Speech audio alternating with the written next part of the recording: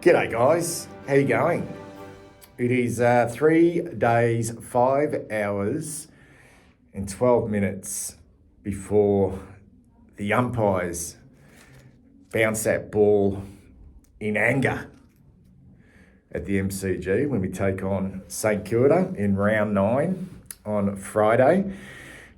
Big stage. There's another big game obviously on Thursday night, which should be a fascinating contest, that one, because we're going to get a bit of an indication what Fremantle are all about. I think I bracketed us and Fremantle, Port Adelaide, all in this sort of same sort of class of just inconsistencies and just seem to be stuck in a vortex. So we're going to get a sort of an indication of how bad Fremantle were against St Kilda the week before. And St Kilda did a number on them last week at Marvel Stadium. This one's at the G. I feel I'm really happy about this game being at the G, guys. I really am. Look, I'm doing this preview on a Tuesday afternoon, but I'm not going to upload it till Wednesday. I've already uploaded one video today, the votes video. There's a little bit of disadvantage with that because the injury reports aren't out. They come out tonight. And obviously the teams are not picked for a Friday night game until Thursday. But I'm just going to talk generally. And I did mention in my last preview that they are becoming a little bit more difficult to do. The time constraints, the quick turnarounds. And if I've got a small window where I can just sit down and just have a chat about the game and just my general thoughts. Got a few little things up here on the laptop in regards to some numbers, but really I haven't done any research for this game. And I've got to admit, I feel like we got lucky with this one with the venue. I know it's a St Kilda home game at the MCG, and I much prefer it to play at the G. I don't know why, it's just a feeling. I feel like we probably played better there, and I hate, and I reckon the players would hate playing at Marvel Stadium, unless it's fucking blowing a gale and it's pissing down rain. But I still think the MCG is the place these footballers and teams want to play it. So I'm wrapped. I don't know why this has happened. We historically play the Saints at Marvel. It's both of our home games, but this one is at the G. And it's a Spud game, isn't it? Is it the Spud game? And I think this time last year, or a little bit earlier last year, and it might be the last time the Saints actually played at the G, they had a big win against Collingwood in about round 3 or 4. So, yeah, it wouldn't be a ground that they fear, but I don't know. If this was at Marvel, I'm a lot more nervous than it being at the G. That's just the way. I don't know. I don't know how you feel about that. My general feel is we should respond strongly. And I think we will respond strongly. I'm not giving the players a mulligan or an out for that effort against Adelaide. But it does happen. And I did say after the Geelong game, and I've said quite a bit this year, I don't feel like the Michael Voss has lost the players in any way, shape or form. However, a repeat of that type of application and effort again, very quickly, we've got some problems. We've got some real problems. And this is when you start to really ask some questions about what the fuck is going on. I think there's already concerns with the coaching. Are we advanced enough? Have we essentially improved? I mean, Michael Voss has always said, it's suddenly gone quiet on this one, but he did say 2 years running that we need to be a more consistent home and away team, and that was 2.5 years ago when he said that, and we're now here into year 4 of his tenure and still being a very inconsistent football team, one within games but also from week to week. So have we essentially improved? I think not. I think we just are somewhat stagnating, and some could even argue that we've somewhat gone a little bit backwards, and we've got some players who are not in good form, and we are now in a situation where we're coming off a really bad loss and coming up a team that I think likes to play us. Am I a believer in coaches firing their teams up? Yeah, I am actually. I am. I don't necessarily think it's got a hell of a lot to do with the TDK situation. I don't think it's got much to do with that. I think there's a deep-seated dislike between the two clubs, and yeah, I think given what happened with the coaching situation with Rothsline and our club, what happened there, Stephen Silvani now heavily involved at St Kilda. We've got 3 players who were on our list: Paddy Dow, Stocker and Jack Carroll are all crossed into enemy territory. Stocker's the only one who's playing, and clearly for me, he's their most aggressive player. Oh God, that for me is the tantalising one, is how fired up Liam Stocker is going to be for this game, whether Ross Lyon can wind him up even more, because he was one player that I really enjoyed at Carlton, but just, I don't know, maybe his personality didn't fit. He was only young. I thought he had some talent, very aggressive, used the ball quite well, fitted in okay at St Kilda. He's no superstar, but yeah, I think he's going to be, might be a little bit of action with Liam Stocker in this game. But we should be able to respond very strongly from an application point of view around the ball, and that's where it essentially will start, and that's where St Kilda were fucking so good against Fremantle last week. They just beat them up. They took their 2 prime movers in Sarong and Brayshaw out of the equation, and Jack Still probably had his best game for the year. They chucked Marcus Windhager onto a wing. McRae and Garcia, who's a very, very good young player, found a lot of the ball. McRae's just been an excellent pickup for them, and it's kind of like not a lot's been said about that. You know, like he fell out of favour at the Western Bulldogs. They pretty much showed him the door, and he's gone across to the Saints and been a terrific contributor, high possession, smart player. But not a lot's been said about it, you know, like, because the Western Bulldogs are winning, they're winning, and they look really strong, look like they don't ever miss him. Or on the other side of the ledger, we keep, I suppose, getting it shoved in our face that Matthew Kennedy is doing really well for the Western Bulldogs, really well.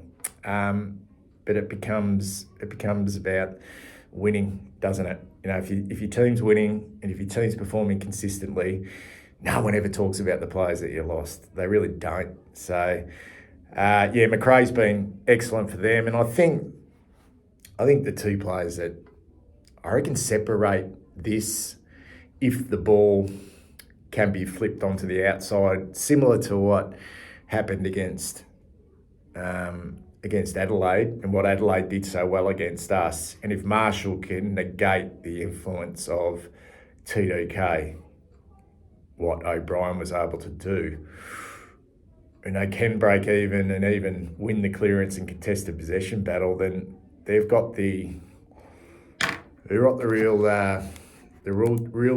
tools on the outside, St Kilda, to cause us a considerable amount of problems.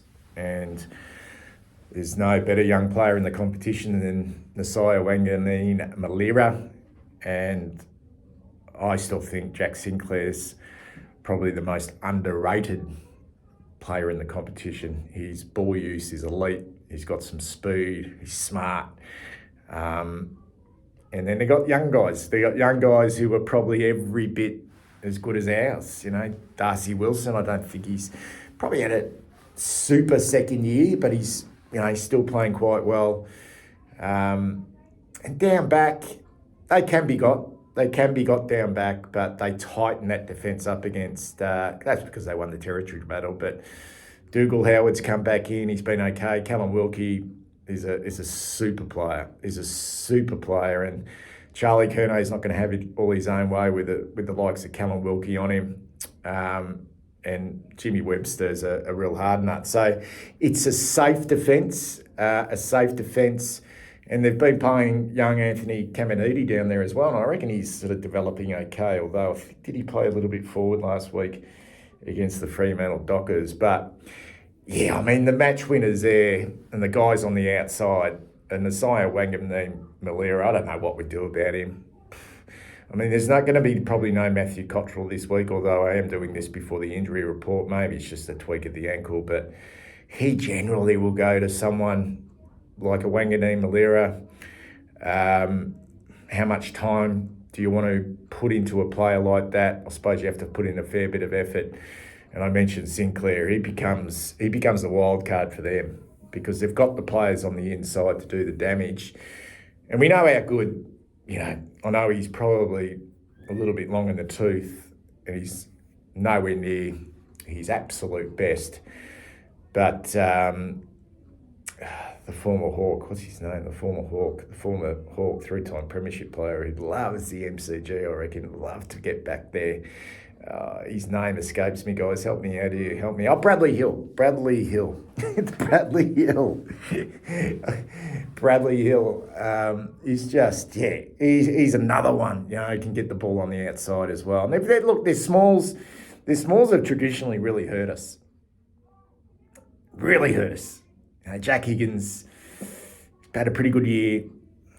You got Lance Collard if he plays. He's been okay. Max Hall has been a shining light for them as well. This is his first year. He's, he knows his way around the big sticks as well. So, yeah, they're okay. And the bloke in the forward line, it's not a star-studded sort of front half, really, is it, in regards to the bigs? There's no Max King, and he won't be playing. But I tell you what, Cooper Sharman can play. He can leap. He can take the ball at its highest point. He kicks straight most of the time. He's a super player. I think their probably biggest weakness in their front half is the second tall. That's probably the flexibility to being able to bring Dougal Howard in as a key defender and maybe chuck Anthony Caminiti forward. And there's a bit going on there with Caminiti as well, isn't there? There's a bit of history there. There's a lot of history. Didn't he train with us in the VFL about 3 years back, Anthony Caminiti, or am I wrong with that? And then, was it at Jack Silvani? He trained with us as a train-on. He was going to play with our VFL team. I'm pretty sure it was Anthony Caminiti, and then Jack Silvani said to his old man, well, this is the story anyway. This is the story. Hey, Dad, there's this guy down at Carlton who is tearing it up in match sim at the moment. Did a number on Jacob Wiedering or something along those lines. And he's been a good player. He's been a good player for them, Anthony Caminiti. You can go back. He can play as a tall in the front half. But I think their biggest weakness is the second key tall when Mitch Owens essentially has to be the second ruckman. It's probably their biggest weakness. I still think they miss Max King. I'll just have a look at their injuries because I don't know how long Mason Wood's out for. So he didn't play last week with concussion, but fuck, he can play. He's a good player, Mason Wood. So if he comes back in, that's a big in for them. Mateus Philippou, it's been a little bit disappointing. It says leg here, test. Does he come in? Not quite sure. Hunter Clark, abdominal test. Not bad. And the rest, Zane Cordy's been out for 10 to 12 weeks. Hope Paddy Dow's okay with that knee. I know he's contracted until 2026, Paddy Dow. And yeah, that was nasty. The news about his leg or his knee. Was there a cut on his knee that got really badly infected? And he spent like 6 weeks in hospital over the Christmas and New Year. And yeah, by all reports, I don't know what the latest is on Paddy Dow, but yeah, I know he's a former player and he was a great kid at our club. And that's just, that to hear that he was suffering to that extent, to spend that much time in hospital and to sort of waste away a little bit as well. I know he's contracted for next year, but hope he gets well. He won't be playing. And Hunter Clark, I mentioned him as the other one, but they're kind of at full strength. Dan Butler's probably the other one that they'd like to get in, although Collard and Hall are doing a pretty good job for them. Pretty dangerous small forwards if they're on. Who's in the firing line for us, guys? I'd love to hear your thoughts on this. We know Voss is somewhat conservative and be desperate to win this game of football. Desperate. I did mention a few weeks back that this is a really tough run. You know, St Kilda, Sydney, GWS, Adelaide and Geelong, that 5-week patch leading into the bye. And I did say that we'd be wanting to win 3 out of 5 of those just to go into that mid-season break, not out of it, and hopefully build on something. We started well with that patch with a win over Geelong. Last week was horrendous, 60-point loss. And I think the manner in which it was lost, because there were so many players that were poor, it just becomes really difficult to know who could be in the firing line. And just knowing Michael Voss, that you would think there's got to be some changes. Like there've got to be at least maybe 1, 2 omissions from this team. And you've got to try and be realistic here as well. You can't just say, fuck, Harry was so poor, you've got to take him out of the team. So you've got to be realistic here, balance what's available in the Magoos. They lost on the weekend. They were okay. There was some decent performances by some of our AFL listed players. I'll get to that in a second. Doherty, I know he came back in after being omitted, but he'd have to be in the firing line to be dropped again. He'd have to be. He's nowhere near it at the moment. And I don't know him. I feel like Ross Lyon's a really shrewd customer. They would put so much pressure on Sam Doherty physically. They're not stupid opposition. It has to be in the firing line. There's a Jordan Boyd who played okay on the weekend, who's probably due to come in now. He's probably served his time in the twos to get back to some conditioning after missing a fair bit of the pre-season. Wiedering's obviously stays. McGovern, poor last week, but it's not going anywhere. Akers is the other one. So to me, it's either Doherty or Akers. Now, Akers has been a build-up of just really poor form. But if I have to pick between the two, I'm probably keeping Akers just because of his strength. Nick Haynes stays, Sard stays, Elijah Holland stays, Patrick Cripps, obviously. The other Hollands, Ollie stays. Will White. Francis Evans has played 2 really good games in the twos as that high half forward and has won a bit of the ball. And I know he got the chop, and I know no one really rates him. I feel like one of those small forwards could be in the firing line. I think Will White will survive. Harry obviously survives. Corey Durden survives. He's actually behind Charlie, our leading goal scorer. Is it Fogarty? Lockie Fogarty. I feel like he's one of Michael Voss's love children or love childs. He absolutely adores him, but he was subbed off. Was there any reports on that he may have got an injury, or was it a tactical sub? I did mention in my votes that if you are a forward and you're being subbed off for a defender, that you must have had a poor game. And his form, other than the game against Geelong where he hit the scoreboard a couple of times against his former club, has been, I reckon, really average. His pressure's been down. I'd be inclined to be putting Lockie Fogarty in the firing line. Kerno safe. Lewis Young, I'm not quite sure about the injuries at the moment, whether Jack, it's always a surprise. Jack's 2 weeks, isn't he? But sometimes with those hands, they've had the operation and they come back in a week. So, but I feel like Lewis Young will get another opportunity. DeConning safe, Walsh safe, Hewitt safe, Carroll.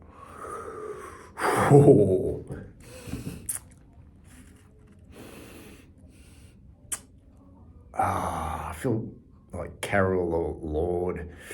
Carroll was ordinary last week. I know we were under the pump, but it's like 2 weeks in a row that he's been a little bit all over the shop.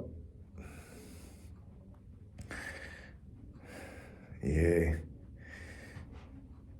I'd kind of like to see him stay. Feel like he's in a bit of trouble. Jera safe. Cooper Lord is in trouble, I think. He's in trouble.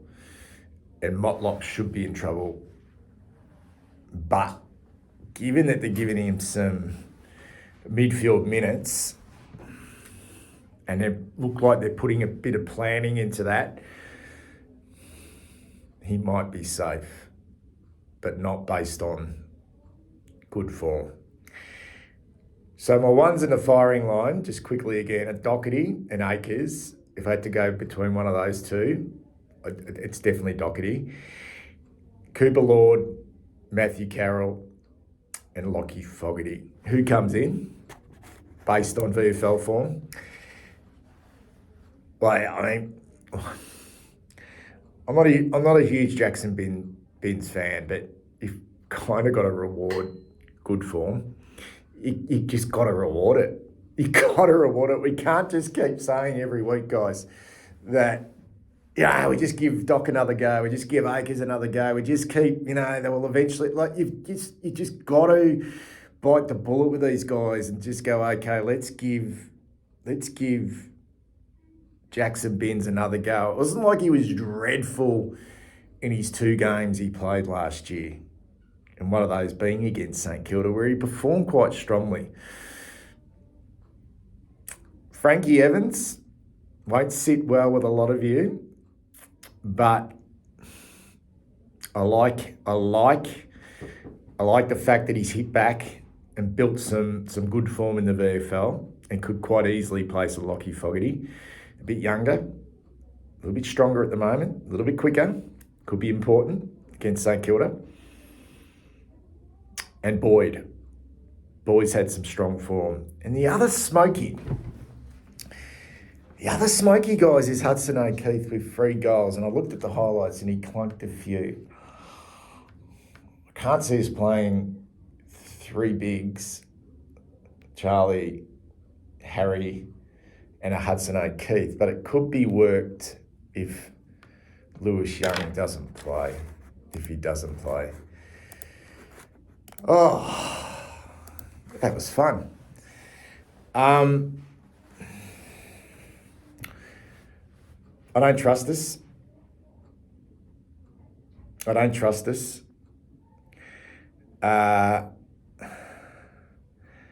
Overall, I don't trust us. Like, I actually trust us to hit back early in this game. I just do. If this is a flat opening to this game, if it's anything like it was against Adelaide, we've got problems. We've got problems at the moment, but we've got huge problems with what's happening at the football club. If we can't respond from last week and the disappointment of last week and just how they applied themselves to that game. Whatever happens in this game in regards to, we're going to react savagely to a loss. I know that. We will react savagely. Doesn't matter if it's by 1 point, 5 points, 15 points, 6 goals. It doesn't matter the margin in this game. We're going to, regardless, it's just got to be, it's got to be a win. A win. And I'm not underestimating this St Kilda team. I'm just not. Just because they do have, I think, a pretty shrewd coach. He'll do their homework. He'll be working on them during the week. They got us last year, late in the year, although we were decimated. It was a great game. They got us late. And I think they got the weapons to disrupt us if the ball can get to the outside. And I've mentioned those players. I think they're 2 prime movers in Sinclair and Nasai Wang and Neen Malira is as dangerous sort of midfielders, wingers, halfback flankers, wherever you want to put them. They're the 2 most dangerous players on the ground offensively. And we know Jack Steele loves to play on Patrick Cripps.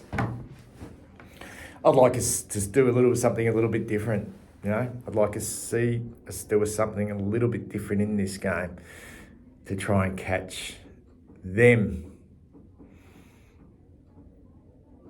a little bit off their game. Anyway, I think we'll win. Just because of the venue and the fact that we were so poor last week. Why do I do it to myself? Why do I do it to myself? Why am I picking us to win this game? And this isn't a hope thing. This is a gut feel that we're going to respond pretty strongly. It's not going to mean a hell of a lot based on how poor we were last week, but it is what it is. It is what it is. It is what it is, guys. Speak soon.